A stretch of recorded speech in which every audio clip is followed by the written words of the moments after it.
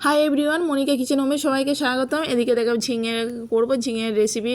তা আমার রেসিপিটা যদি ভালো লাগে লাইক কমেন্টস করো, আর পুরো ভিডিওটা দেখার মতো রইলে কড়াইতে আমি তেল দিয়েছি, তেল দিয়ে এবার জিরে ফোড়ন দিয়ে দিলাম, দিয়ে জিরে ফোড়ন দিয়ে আলুগুলো ভেজে নিলাম।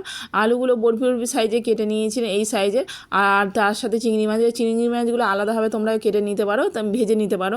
আর আমি আলাদাভাবে ভাজলাম না, আলুর সাথে ভেজে নিলাম। চেরা কাঁচা লঙ্কা দিয়ে দিলাম, এখানে দিয়ে দিলাম আদা জিরে আর কাঁচা লঙ্কা পেস্ট একসাথে দিয়ে দিলাম। ভালো করে মশলাটা কষিয়ে নেবো, নুন দিয়ে দিলাম, হলুদ দিয়ে দিলাম, দিয়ে ভালো করে ফের আবার একটু মশলাটা কষিয়ে নেবো। তেল ছেড়ে দিলে তারপরে আমি ঝিঙেগুলো দিয়ে দেবো। এবার ঝিঙেগুলো দেখো একটু গোল গোল সাইজের কেটে নিয়েছি। এবার ঝিঙেগুলো গোল গোল সাইজে কেটে নিয়ে এবার ভালো করে মশলার সাথে ঝিঙেগুলো কষিয়ে নেবো ভালো করে। আর এতে জল দেবে না, আমি পুরো এই ঝিঙেটাকে পুরো পদ্ধতিটা করব, পুরো ঢাকা দিয়ে দিয়ে জল উঠবে সেইভাবে ঝিঙেটাকে করব। তা আমি এরকম ঢাকা দিয়ে এরকম ভালো করে কষিয়ে নিয়ে এবার ঢাকা দিয়ে দেবো।